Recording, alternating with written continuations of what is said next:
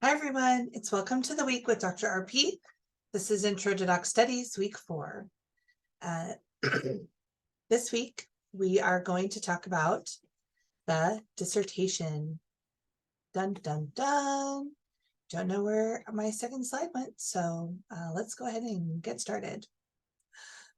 Where did the second slide go? Anyhow, we are going to talk about the dissertation. And so this week in our class, we are going to spend some time reading from Dissertation Journey about the dissertation. Now, the number one question I get asked when people are interviewing for the program or finding out about doctoral programs is, what about the dissertation? Talk to me about the dissertation. Am I going to be able to do it?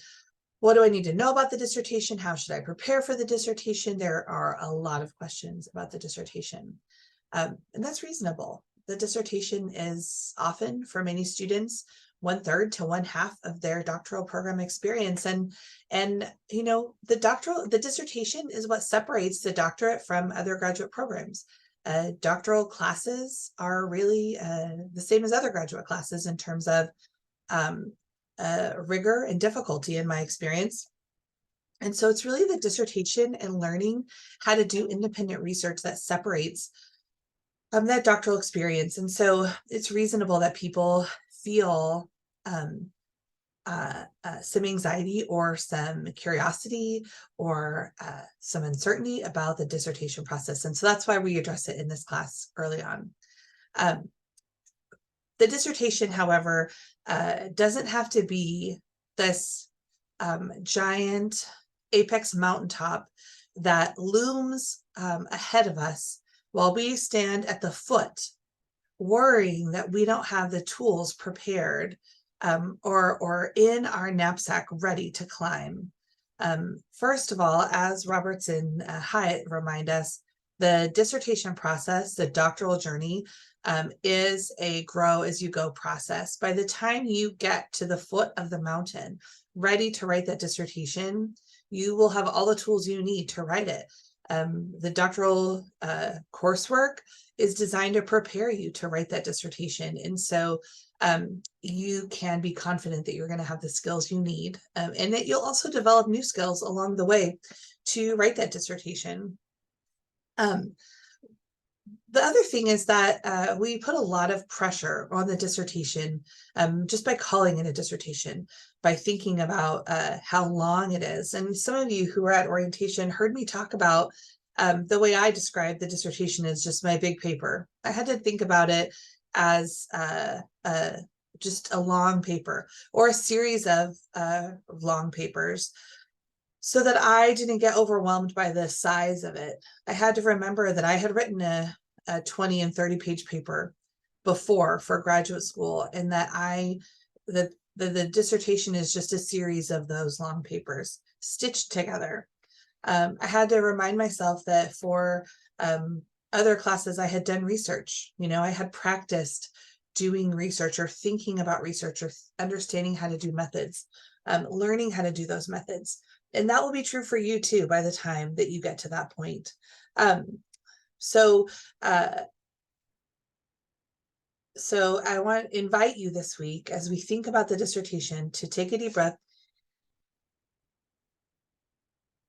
and really enter into this week's content with curiosity and excitement, and to imagine yourself in the role of a dissertation author and picturing yourself writing about the topics that you're interested in and crafting a dissertation.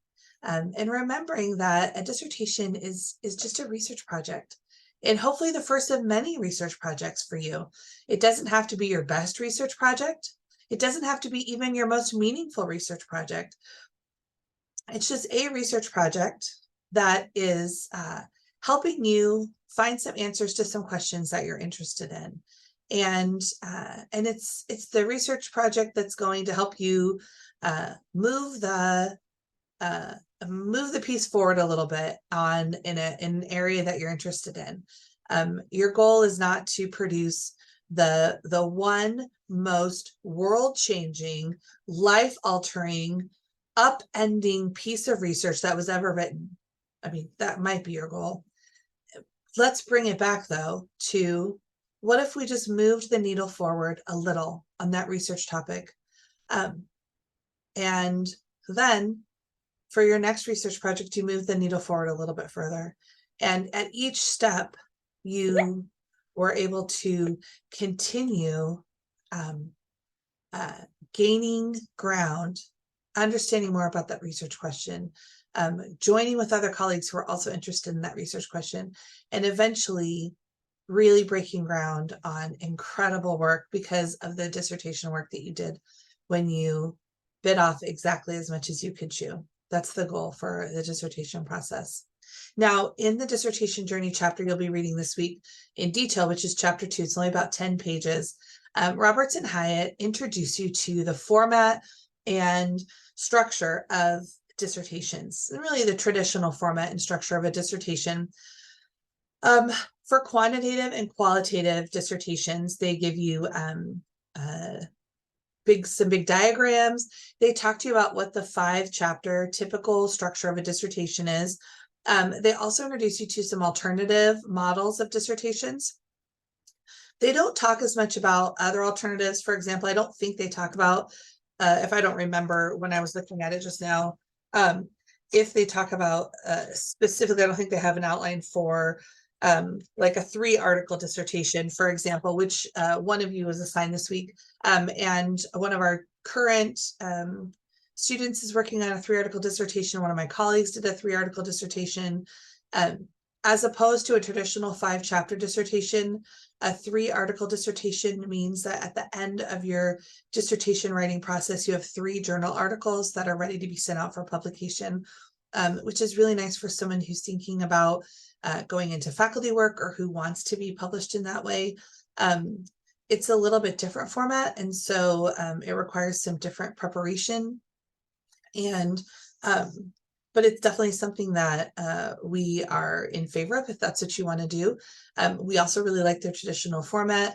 There are some other formats you might be interested in doing as well. And as you are thinking about your methodology might dictate a slightly different dissertation format, and that's okay. So that's a conversation to have with your dissertation advisor as you move into that dissertation phase.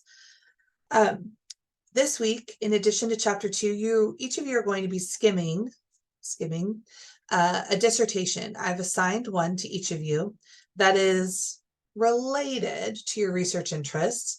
It's not precisely what your research interests are, because that work hasn't been done yet, right? We hope that that's the work you're going to be doing, but it should be related at least somewhat. And now some of you may think, I wonder why Dr. RP thinks this is related to my research interests, but I promise that I have thought about it, and it's related somehow to what you're interested in, or I think you're going to find it interesting and useful to you.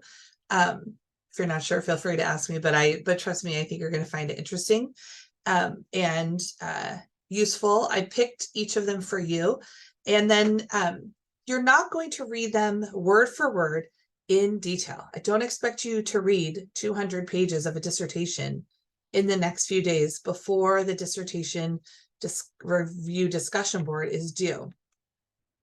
I really just want you to get a sense of the abstract, the headings in the table of contents, what method they use, the results, kind of get a feel for the dissertation. How did they approach the research questions?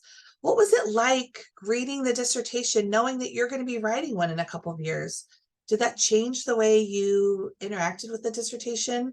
How was the experience of reading it as a reader? Did you get lost in the content? Did the writing keep you engaged? How was it reading it after reading Roberts and Hyatt? Those are some of the questions in the discussion board that I want you to answer.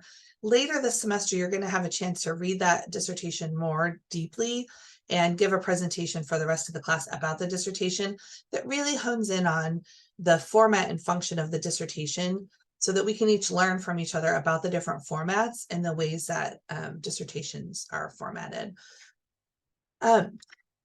You're also going to skim very quickly chapter 3, which is about research ethics.